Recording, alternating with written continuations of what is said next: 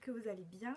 Je vous retrouve aujourd'hui pour une vidéo un petit peu spéciale. Je vais vous présenter ma pile à lire du printemps. Et je vais en profiter pour vous faire le bilan de ma pile à lire de l'hiver. Donc oui, moi j'ai décidé de faire des piles à lire par saison. Tout simplement parce qu'au mois je trouve ça trop juste. Je l'ai essayé et ça marche jamais. Donc là je me laisse une marge de manœuvre un petit peu plus large. Je choisis une quinzaine de livres par saison. Donc en moyenne 5 par mois, sachant que du coup je peux me permettre de lire d'autres livres à droite à gauche, c'est vraiment pas fixé, mais j'essaye sur la saison de lire cette liste de livres qui est prévue. Donc sur l'hiver j'avais prévu 15 livres, donc je vais vous les montrer tous. Il n'y en a qu'un seul que je n'ai pas lu. Alors normalement ça passait largement, mais comme j'ai commencé à travailler il y a maintenant 2 semaines, quand j'ai commencé à travailler je me suis rendu compte que mon rythme de lecture a été divisé par 3 facile, sans souci divisé par 3. Et en fait, donc début mars, je me suis rendu compte qu'il me restait, je crois, 4 livres à lire avant le 20 du mois. Donc bon, ça faisait un petit peu ric-rac. Donc finalement, je trouve que je m'en sors pas trop mal. Il n'y a qu'un seul livre que je n'ai pas lu et il s'agit de L'Enchanteur de Barjavel. Voilà, j'avais très envie de le lire. Quand je l'ai rentré dans ma pile à lire d'hiver, aujourd'hui, j'ai pas du tout envie de le lire. Donc bon, je me dis que c'était peut-être pas une bonne idée de le mettre dans la pile à lire d'hiver. L'idée avec ce livre, ce sera de le lire quand l'envie m'en prendra. Voilà, j'ai pas envie de me forcer à le lire, j'ai vraiment envie de le savourer. Donc ce sera vraiment, quand j'en aurai vraiment envie, je me le prendrai et voilà. Donc ça nous fait seulement 1 sur 14 qui n'a pas été lu. Donc je vais vous en présenter rapidement donc les 14 autres livres que j'ai lus pendant cette saison d'hiver 2014-2015. En premier, Fahrenheit 451 de Ray Bradbury. Voilà, un petit peu de science-fiction, c'est pas trop mon genre de prédilection, mais j'ai beaucoup aimé ce livre. J'en ai parlé dans mon bilan de janvier, je crois que je l'ai lu début janvier. Voilà, c'était une sympathique découverte, ça manquait un petit peu de profondeur pour moi, mais c'était très sympa. A savoir que je vous le fais pas par ordre chronologique, hein. J'ai pris ma pile à côté de moi, c'est aléatoire. Ensuite, j'ai lu cet hiver Beautiful Stranger. J'avais eu un coup de cœur pour Beautiful Bastard, donc j'étais impatiente de lire, pas vraiment la suite, hein, mais disons que c'est des tomes qui s'accompagnent, des tomes compagnons. Et j'ai beaucoup aimé celui-là, moins que le premier, mais voilà, c'est toujours le genre d'histoire que j'aime bien. Pour moi, c'est frais, voilà. Sur cette saison, j'ai également lu Beauté, le 3e tome des Contes du Royaume. J'ai bien aimé, le souci c'est que je me rappelais plus du tout des 2 autres tomes, donc impossible de vous dire lequel des 3 j'ai préféré. Mais voilà, sachant que dans celui-là il y avait quand même La Belle et la Bête, je l'ai bien aimé. Cet hiver, j'ai aussi lu La danse hésitante des flocons de neige de Sarah Morgan, que j'ai bien aimé. Voilà, j'ai eu du mal à rentrer dedans, j'ai eu beaucoup de mal avec le personnage principal qui s'appelle Kayla.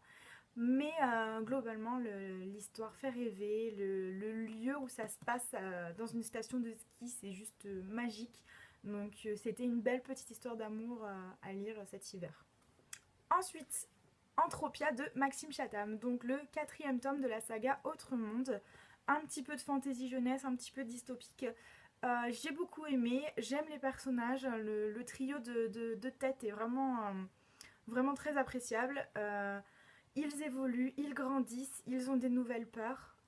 Et du coup, j'ai beaucoup aimé les suivre et j'ai hâte de découvrir la suite parce que la fin de ce livre nous promet de très belles découvertes pour la suite. Autre Maxime Chatham, Le 5e règne. Donc ça, c'est un des premiers qu'il a écrit, si ce n'est le premier, j'ai pas été vérifiée. J'avais envie de découvrir, c'est un auteur que j'adore, quoi qu'il écrive. J'ai eu un petit peu plus de mal là-dessus, on est sur du... Alors c'est écrit thriller, mais on est beaucoup plus sur le fantastique. J'ai eu pas mal de mal, mais dans sa globalité, l'histoire elle est très prenante, on a vraiment envie de savoir ce qui se passe, on est vraiment à fond dedans, donc c'était quand même une histoire bien sympathique à lire.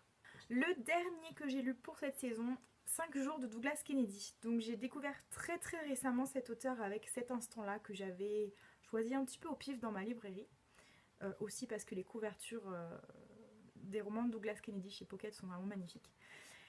Et donc 5 jours c'est le dernier Pocket de l'auteur qui est sorti. et j'ai beaucoup aimé. Donc bon, tout se passe en l'espace de 5 jours, c'est très condensé, mais j'ai été entraînée dans un tourbillon de sentiments. J'ai vraiment aimé, j'ai pas encore écrit ma chronique, ça va venir très très vite.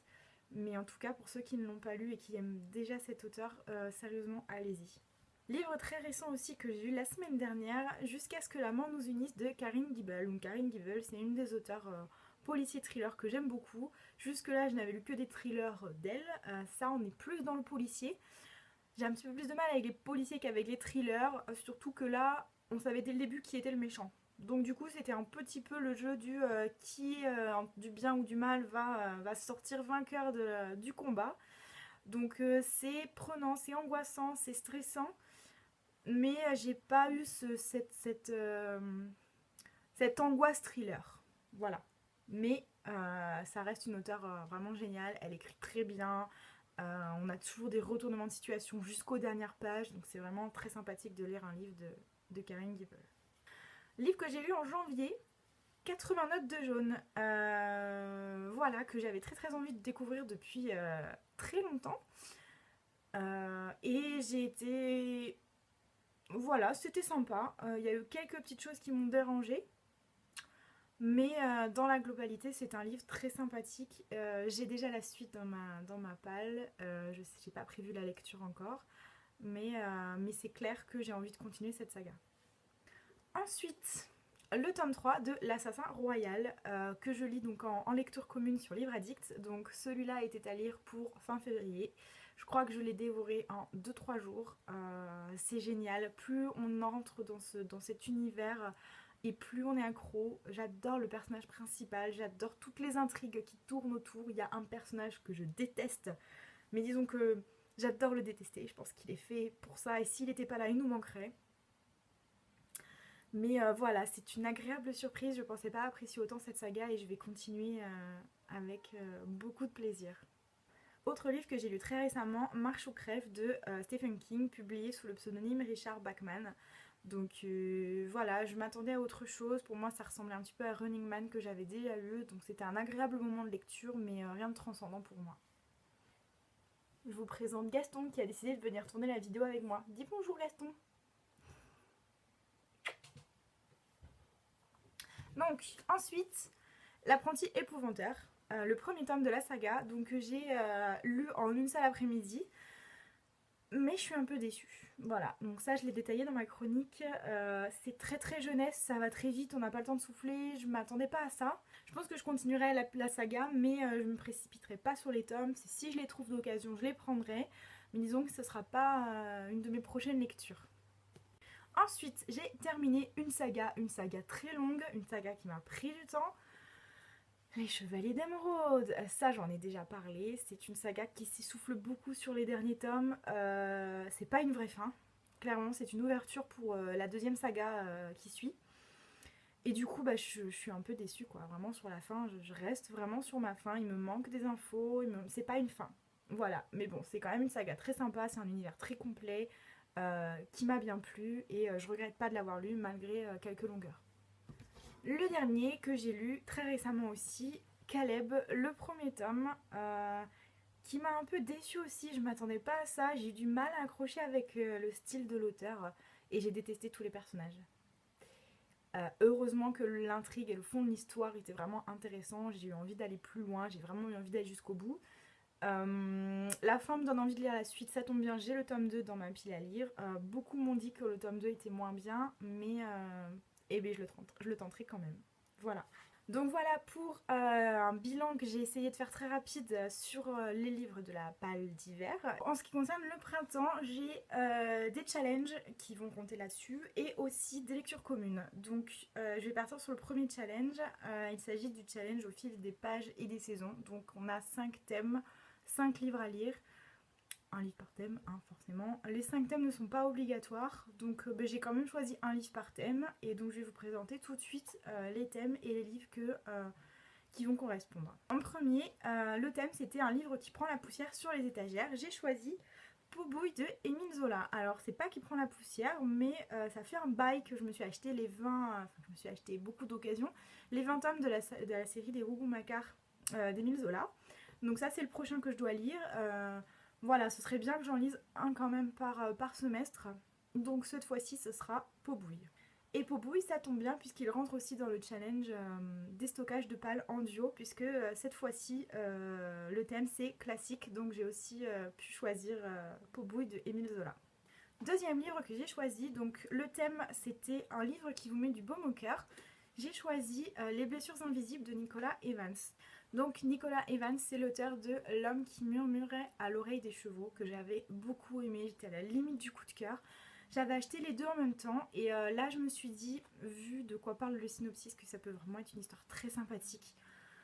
Donc j'ai vraiment hâte de le découvrir. Troisième thème pour cette saison, lire une suite. Et bien je me suis pas compliqué la vie, j'ai choisi le quatrième tome de l'Assassin Royal.